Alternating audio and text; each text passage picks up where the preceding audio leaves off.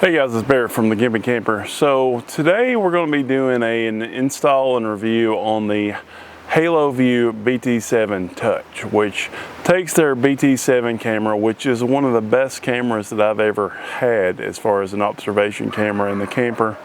And then we're going to mix that with some touchscreen controls. And that's essentially what it is. Now I will say, like, I've been using the BT7 system for about a year on my camper. And like I say, it's one of the best systems that I've used. And it gets the clearest signal of anything. I have been having some issue with that in my camper, but I believe it's from interference. I've tried to kind of limit that. But the quality's not as good as what it was when I installed it.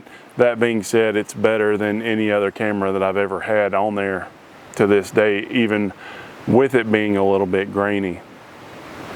Now I believe that the interference that I'm having is due to the cellular router and Wi-Fi system that I have in the camper, as well as my blink cameras. I have tried to kind of do some troubleshooting on that and I've not gotten very far, but like I say, it's working great and I have no complaints about my system. So I said, sure, let's try this new system. Now, this new camera I'm actually going to put in a friend's camper because I have no complaints with mine. The only complaint that I've ever had with any Halo cameras is the very first one that we installed way back in the day. It kind of dropped service from time to time, and then we switched to the Dominator, which had the antenna module on the front of the camper, and because of that it got great service. But you know, it was kind of an issue with whenever it was dark, it had night vision, but it was switched to like black and white. And this color night vision on this BT7 system is awesome. It's not as distracting as like, so a car coming up and it changing the color, and then the car leaving and it switching back to black and white. And it was just like, I turned it off half the time because it got on my nerves. But I will tell you, like, have I said the system's awesome enough? Because it is. Now this new system is the touchscreen version, and I will say that I really like the touchscreen. I believe that it's a lot sleeker look because you don't have the buttons with the light up controls and stuff. And truthfully, on my system, I do push the button on the plug-in, the 12-volt plug-in for that, to keep that turned off when I'm not got the camper on, because I find it a little bit distracting just with the lights and stuff on. As far as the install process goes, I figured that this would be easy because I've done 3 or 4 of these by now, and it was pretty easy. The biggest problem was I couldn't find an adapter, and I was like, I know there has to be an adapter in here to plug into that furion mount, because every Halo camera that I've ever did has had one, and the newer ones come with them in the box, and I couldn't find it anywhere. And I was getting ready to like cut the wire and wire it, and then I found it. It fell on the ground or something like that. But I'm putting this in my friend's Puma, which is a 40-foot long fifth wheel. And they said at 40 feet, they do recommend an external antenna, kind of like the one with the Dominator, but it doesn't have like all the microchips and stuff like that in the module. It's just an antenna. And so they sent me an antenna. So what you do is you go in, you remove the furion plate. All you do is you cut the sealant around the edge of that so you can remove it, take the 4 screws out. I had an issue with it coming out because I didn't see the 2 screws on the very top. I will say that my friend's camper, being a toy hauler, came in really handy for this project, because we put the back tailgate down just like in patio mode, and I was able to use my 2-foot step ladder and be able to reach it. So that came in really handy. Now after we got that furion plate off, then you want to try to get as much of that sealant off as you can that they had on there. And you should see the power wire sticking out. Well, like I said, in the box there should be an adapter for this. Before you put the adapter on, go ahead and take the gasket that comes with the Haloview camera and put that power wire through it. A lot of times you got to take a knife and make a little slit there so that the wire will fit through it. And that way you don't forget to put the gasket on. I may have done that before. So after you get the gasket on, you connect the power adapter there, and then that power adapter should connect right into the Haloview camera. Then you take all those wires, stuff them up inside the camera box, and that should go right on there. And in this case, it was nice enough that it fit the exact same holes as the furion mount, which you would think would be a normal thing. but I think the last time I put one on it didn't. So I just use the same screws that came out of the Furion mount because I figured it's the same hole, the screw, the threads will be the exact same. And so I put those back on there. Now it's very important to remember to put some sealant around this, even though there's a gasket there, because you don't want any water damage on your camper. And I will say the only negative that I have to say about the whole system is that there was it looks like a pass-through area for a wire or something in the top of the housing on the Haloview camera. And we did fill that in with sealant at the end, but that really doesn't need to be there unless there's a reason that I don't know about. But be sure to fill that up so water doesn't just fill up your camera housing. So after I got that screwed on there, we're pretty much done with the camera install besides the sealant. Though I wanted to test the camera system before we sealed everything up. And so I went on to installing the remote antenna. So it comes with a cord, you just unravel the cord, you screw that cord right onto where the antenna goes on the back camera. And they said that these were compatible with any BT7 camera. So I was actually thinking about getting one for mine, see if it helped with that issue that I was having as well. But then you just go through and you spot clean along the roof with some alcohol or something. They send you some stuff with the kit actually.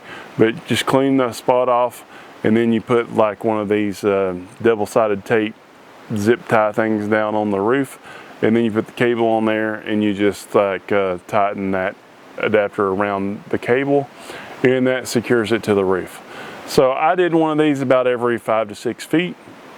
And obviously, you may want to buy some extras and have more up there. It's going to be a lot in the condition of your roof. This was a pretty new roof, and I don't think that we're going to have any issues with it sticking anywhere on here. There was about a foot or so left over at the very end, so I did take some zip ties and I coiled that up, and I made the coil right around some of those attachment points to the roof, so shouldn't be any issues there.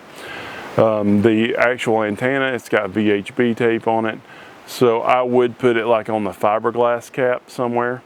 Decided to go on the driver's side here. I reached over the edge just a little bit, cleaned that off real good, pulled the backing off the VHB tape, stuck that, which it seemed to have really stuck very good, and then added the antenna. After that, just time to go over the truck and then install the monitor. They've changed the design of these monitors a little bit. My friend Brent has I think it's called a Patriot mount.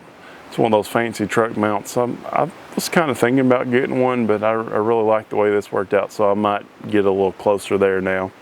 But essentially, he has his Garmin mounted in the center, and then he had side for 2 phones, so one on each side. And one was like a personal phone, one's like a business phone. But he took the phone mount off on the right side, and actually it was the mount that came with the monitor.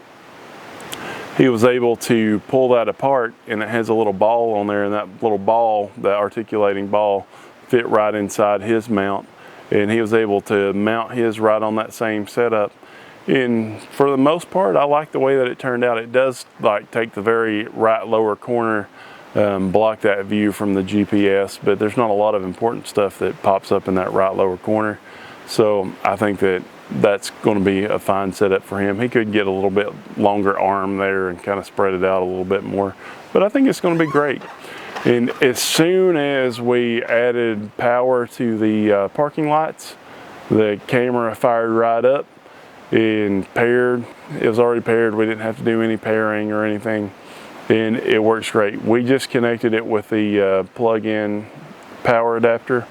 I believe you still can go in and wire that up if you want to, but I've always just used the plug-in ones, and so it works fine. And this way, if he wants to, he can take that off when he's not using it. He can put his phone holder back there. It's got a lot of options. The one thing that we did have to do after we connected it was to turn on mirror mode, because a lot of times when you get those, I've learned it's going to be set up so you're going to need to reverse it in mirror mode for it to show exactly the way that it is, like when you're driving down the road and when you're backing in and stuff. And so the things that are on the right are actually showing up on the left whenever you turn that camera on. And so we did that, and that's kind of when we started messing with the on-screen controls. I'll say that the on-screen controls are very responsive. There's not a lot of delay there, and they seem to be pretty intuitive as well. If you've ever messed with any of the Haloview systems, then you shouldn't have any issue with that. The one thing that I did have was an issue like turning the parking lines on and off, but I figured that out within just a few seconds, and we had no issues. I will say that that was one of the clearest displays that I've ever seen on a backup camera, especially on a 40-foot long camper. So you got about 50-55 feet from the camera to the actual monitor, and it was crystal picture perfect. I sent Brent a message after he got home. He told me the camera worked great the whole way home, and he felt like it was going to be a great addition to his travels.